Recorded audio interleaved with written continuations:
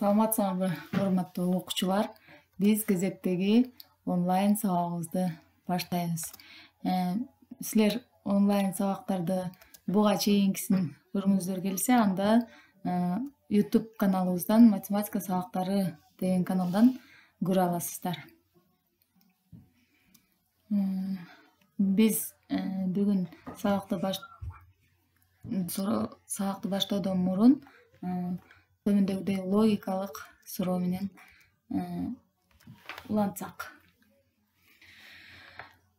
Силерге 1 килограмм картошка 6 сом жана 1 дана банан 12 сом болсо, анда 3 килограмм картошка жана 4 дана банан канча сом болот? Бул логикалык суроонун жообун биздин WhatsApp группабызга жөнөтсөңүздөр болот. Анда бүгүнкү темабыз сандын бөлүгүн бөлүктүн проценти боюнча табуу. Бул теманы түшүнүү үчүн биз төмөндөгүдөй маселени карайбыз. Бизге төмөндөгүдөй маселе берилиптир. 3 тең туш кыз чоң суммада акчалуу болушту. Андан Канайым Назгүлгө караганда 20%ке көп жана Мээримге караганда 25%ке көп алды. Мээрим 48 000 сом алса, Назгүл канча акча алган? Биз Назгүл канча акча алгандыгын табышыбыз керек. Анда чыгарып көрөбүз. Демек, Мээримдин акчасы 48 000 сом экени белгилүү. Ал эми Канайымдыкы бул жерде Мээримге караганда Канайым 25%ке көп алат.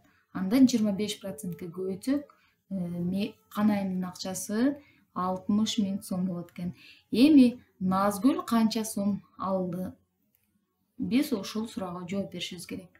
Назгүлдүн акчасын табыш үчүн ал Канайымга караганда 20%ке аз алган. Анда Назгүлдүн акчасы, Канайымдын акчасын 20%ке бөлөбүз. Ал учурда бизде 50 000 деген жоопту алууга болот. Демек, берилген маселенин жообу Назгүлдүн акчасы канча болчу дегенге 50 000 сом болгон деп жооп беребиз. Кийинки маселени карасак, китебиңердин 217 бетиндеги 529 маселени чыгарабыз. Мында Динарада 16 тоок, Сайкалда андан 25%ке көп. Эгерде Гүлмиранын тоокторунун саны Сайкал менен Динаранын тоокторунун жалпы санына караганда 50%ке аз болсо, анда Гүлмиранын тоокторунун саны канча дейт. Ал үчүн биз бул маселени чыгарабыз. Демек, Сайкалдын тооктору 25%ке көп экен Динараныкынан. Анда 16-ны 25%ке көбөйтүп 100гө бөлсөк 4 санын алууга болот экен. 16-га 4-тү кошобуз, себеби Сайкалдын тоокторунун саны чыгат.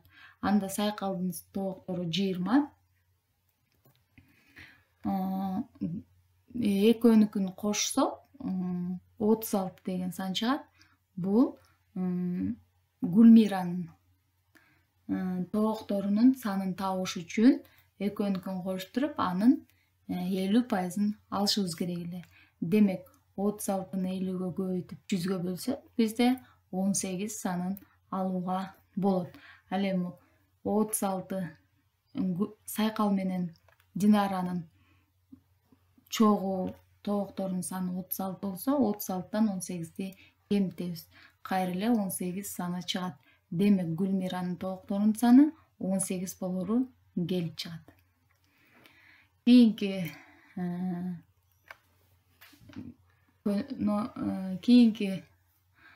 маселе үйгө тапшырма. 530 көнүгүү экен.